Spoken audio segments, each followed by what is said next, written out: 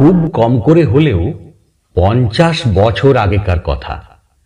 কলকাতার এক নামকরা যাত্রা কোম্পানি মেদিনীপুরের এক গ্রামে চলেছে তাদের দল নিয়ে যাত্রা করতে। তখনকার যাত্রাওয়ালারা আজকের মতো এমন লাক্সারি বাস ব্যবহার করত না। 4-5টি গরুর গাড়ি বোঝাই করে অভিনেতা ও দলের অন্যান্য লোকেদের নিয়ে যাযাবরের মতো এক দেশ থেকে অন্য দেশে রওনা হতো। এই দলটিও চলেছে। গ্রামের পর গ্রাম পার হয়ে নদী নালা ডিঙিয়ে বন জঙ্গল অতিক্রম করে চলেছে। দলের অধিকারী রাখহরি ভান্ডারী মহাশয় অত্যন্ত সদাশয় লোক। কোনো পার্টির কাছ থেকে দলের গাওনার জন্য বায়নানামা করার পর কথার খেলাপ করেন না এবং নির্দিষ্ট সময়ের অন্তত 1 ঘন্টা আগেই তিনি গন্তব্যস্থলে পৌঁছে যান। কিন্তু এবারের যাত্রায় মনে মনে তিনি একটু প্রমাদ গুনলেন। গন্তব্যস্থল এখনো 7 ক্রোশ দূর, অথচ আকাশের অবস্থা খুব খারাপ। ঘন মেঘমালায় আকাশ ভরে আছে, বিদ্যুৎ চমকাচ্ছে। গরুর গাড়ি যদি রেলগাড়ির মতো ছোটে তাহলেও তিনি এই দুর্যোগ এড়িয়ে পৌঁছতে পারবেন না। একেবারে নামো নামো অবস্থা। তবুও তিনি চালকদের গাড়ির গতি দ্রুত করতে বলে শঙ্কিত চোখে আকাশের দিকে তাকাতে লাগলেন। দলের লোকেরাও চিন্তিত হয়ে পড়ল খুব। সত্যি তো, এইভাবে যাওয়া যায় কি আর? তারা বলল, অধিকারী মশাই, এবার বোধহয় আমাদের দলের মান আর রইল না। অধিকারী বললেন, সে বললে তো আর হবে না ভায়া, যত দুর্যোগী হোক আমাদের যেতে হবেই। তা তো হবে, কিন্তু যাবেন কি করে? এই যা অবস্থা দেখছি, এখানেই না আটকা পড়ে মরতে হয়। জয়গুরু, দেখাই যাক কি আছে কপালে। একে আষাঢ় মাস, তাই আকাশের এই অবস্থা। বলতে বলতেই ঝড় উঠল। সে কি দারুণ ঝড়! গাছের ডাল ভেঙে পড়ল, গাছ ওবড়ালো, গরুর গাড়ির ছত্রি উঠল, ধুলোয় কুটোয় ভরে গেল চারদিক। ঝড় আর জলের দাপট মূর্তিমান বিভীষিকার মতো দেখা দিল। সামাল সামাল রব উঠল চারদিকে। এদিকে যে গ্রামে যাত্রা হওয়ার কথা, তারাও তখন হাই হাই করছে। শুধু কি এই গ্রামের লোক, ভিন গাঁ থেকেও দলে দলে লোক সকাল দুপুর থেকে চাটাই মাদুর থলে বিছিয়ে হাপিত্তেশ করে বসে আছে কলকাতার পেশাদারি দলের যাত্রা শুনবার জন্য। রাত 10টার মধ্যে যাত্রা পার্টির আসবার এবং 12টার মধ্যে যাত্রা আরম্ভ হওয়ার কথা। তার জায়গায় এ কি হলো? যাই হোক, দুপুরের পর থেকে আরম্ভ হয়ে একটানা সেই দুর্যোগ রাত 9টা নাগাদ কেটে গেল। চারিদিকে কাদায় ভরা, নিচু জায়গাগুলো জলে ডুবে আছে। কোথাও বা পথের উপর দিয়ে জলস্রোত বইছে। শামিয়ানা ছিঁড়ে কাদায় মাখামাখি হয়ে পড়ে আছে একপাশে। সবাই বিষণ্ণ মনে বসে বসে ভাবছে, তাই তো, যাত্রা হোক বা না হোক সেটা বড় কথা নয়। এই অজ গ্রামে আসতে গিয়ে অত বড় দলের লোকজনদের কি অবস্থা হলো? তারা যে কোথায়, কত দূরে, কিভাবে আছে, তাই বা কে জানে। সবাই মনে মনে ভগবানকে ডাকতে লাগলো, দেখো ঠাকুর, যেন দলটির কোনো ক্ষতি না হয়। যাত্রা আজ না হয় কাল হবে, কিন্তু মানুষগুলো যেন প্রাণে বাঁচে।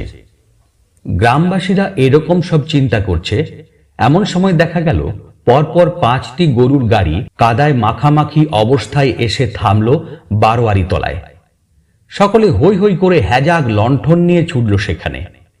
অধিকারী মশাই ভুঁড়ি দলিয়ে নেমে এলেন গরুর গাড়ি থেকে। গ্রামবাসীরা অবাক, বলল, এই দুর্যোগে আপনারা এলেন কি করে? কেন, না আসবার কি আছে? আমার নাম রাখহরি ভান্ডারী, কথার খেলাপ আমি করি না। দুর্যোগে কষ্ট পেয়েছি ঠিকই, তবে ওসব আমাদের গা শোয়া। এখন আপনারা অনুমতি দিলেই যাত্রা আরম্ভ করব। চোখের পলকে বারোয়ারি তোলা লোকে লোকারণ্য হয়ে গেল। হ্যাজাক লণ্ঠনের আলোয় ঝলমলিয়ে উঠল চারিদিক। যাত্রার কনসার্টের ধ্বনিতে মুখর হয়ে উঠল গ্রামখানি। কি আনন্দ, কি আনন্দ! এই আনন্দময় পরিবেশে যাত্রা শুরু হলো। অগণিত দর্শক মুগ্ধ চোখে যাত্রা দেখতে লাগলো। কেউ দুঃখে কাঁদল, কেউ বা আনন্দে হাততালি দিল। ক্রমে রাত শেষ হয়ে এলো, যাত্রা শেষ হয়ে এলো। কিন্তু এ কি, এও কি সম্ভব? শেষ দৃশ্যে নরবলি আছে। এরা যে সত্যি সত্যি একটা লোককে হাড়ি কাটে মাথা গলিয়ে নরবলি দিল। তারপর ব্রহ্মা, বিষ্ণু, মহেশ্বর এলেন। এদের আশীর্বাদে সেই কাটা মুন্ডু আবার জোড়া লেগে গেল। বিস্মিত অভিভূত দর্শকরা ভেবেও পেল না এসব কি হচ্ছে। এরকম সাংঘাতিক যাত্রাপালা এর আগে তারা কখনো দেখেনি। বিস্ময়ের পর বিস্ময়। ব্রহ্মা বরদান করে আসরের মাঝখান থেকে হাউইয়ের মতন উড়ে চলে গেলেন স্বর্গে। ব্রহ্মার পর বিষ্ণু আর মহেশ্বর। মাটি ছেড়ে তাদের দেহটাও ধীরে ধীরে শূন্যে আকাশে মিলিয়ে গেল। শুধু ব্রহ্মা, বিষ্ণু, মহেশ্বর নন, অন্যান্য কুশীলবেরাও ওই রকম একইভাবে স্বর্গারোহণ করলেন। দর্শকদের তখন তো মূর্ছা যাওয়ার মতো অবস্থা। যা বাবা, এসব আবার কি কাণ্ড! এইসব ঘটতে ঘটতে ভোরের আলো ফুটে উঠল। আর ভোরের আলো ফুটে ওঠার সঙ্গে সঙ্গে কনসার্ট পার্টির লোকগুলো কিরকম যেন আবঝা হয়ে যেতে লাগলো। আর কনসার্টের সুরও মনে হলো ক্রমে দূরে একটু একটু করে মিলিয়ে যাচ্ছে। এভাবেই এক সময় সুরও মিলিয়ে গেল, লোকগুলো অদৃশ্য হয়ে গেল। পরদিন সকালবেলায় দেখা গেল 5টি গরুর গাড়ি বোঝাই হয়ে একটি যাত্রার দল আসছে।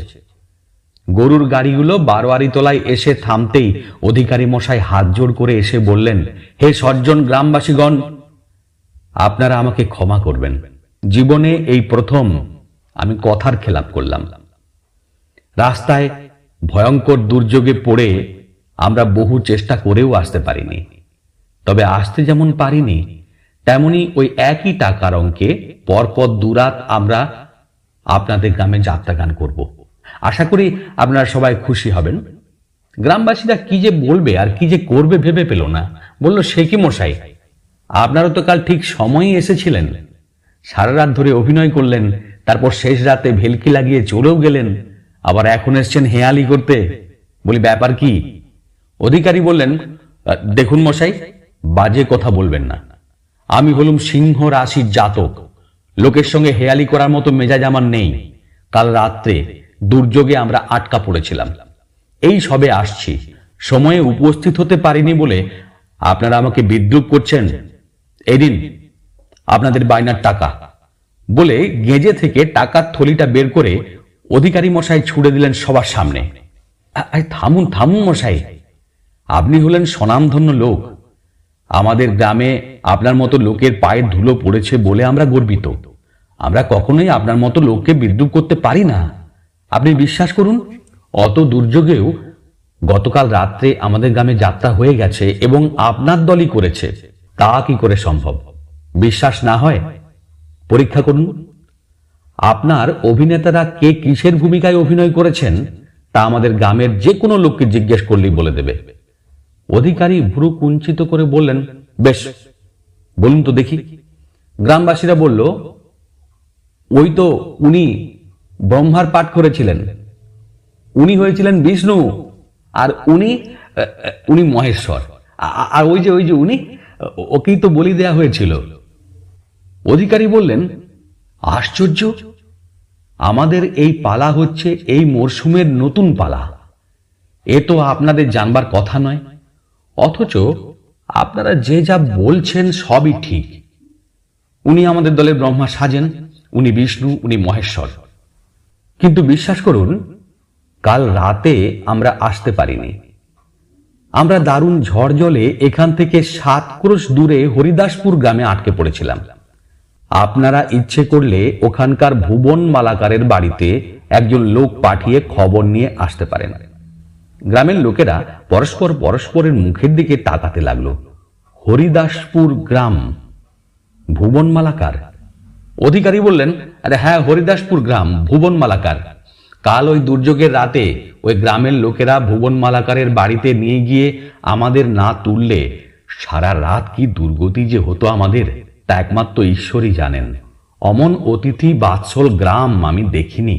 অতগুলো লোককে পেট ভরে খাইয়ে দাইয়ে রাত শেষ হওয়ার আগেই আমাদের সড়কে পৌঁছে দিয়ে আপনাদের গ্রামে আসার সহজ পথটি দেখিয়ে না দিলে আজকে বিকেলের আগে আমরা এখানে আসতেই পারতাম না। অধিকারীর মুখে সব কথা শুনে গ্রামের লোক তো বলল, আজ থেকে প্রায় 5 বছর আগে কলেরার মহামারীতে ওই গ্রাম উজাড় হয়ে গেছে। হরিদাসপুরে এখন গ্রামের চিহ্ন মাত্র নেই, শুধু বন আর জঙ্গল। আর ভুবন মালাকার ওই মহামারীর কবল থেকে তিনিও রক্ষা পাননি। সে কি, কাল রাতে আমরা তাহলে ভূতের পাল্লায় পড়েছিলাম? শুধু কি আপনারা, আমরাও যে কাল সারা রাত জেগে কাদের যাত্রা দেখেছি তা এবার ভালোই বুঝতে পারছি। ওহ, কি সাংঘাতিক সেই যাত্রা! যাক, ভাগ্য ভালো যে প্রাণে বেঁচে গেছেন। এখন বিশ্রাম করুন, তারপর রাত্রিবেলা মনের আনন্দে আপনাদের যাত্রা দেখব। অধিকারী বললেন, না, রাত্রে নয়, যাত্রা আজ দুপুরেই হবে। তারপর রাত্রিটা বিশ্রাম নিয়ে কাল সকালেই পালাবো আমরা, আর এর তল্লাটে নয়। অধিকারীর কথা মতো তাই হলো। দিন দুপুরেই খোলা আকাশের নিচে যাত্রা দেখল সকলে। এই অলৌকিক যাত্রাপালার কথা প্রত্যক্ষদর্শীদের মুখে শোনার পরও এখনকার লোকেরা হেসে উড়িয়ে দেয়, কেউ বিশ্বাসই করতে চায় না। বলে, এটা একটা আষাঢ়ে গল্প ছাড়া আর কিছুই নয়।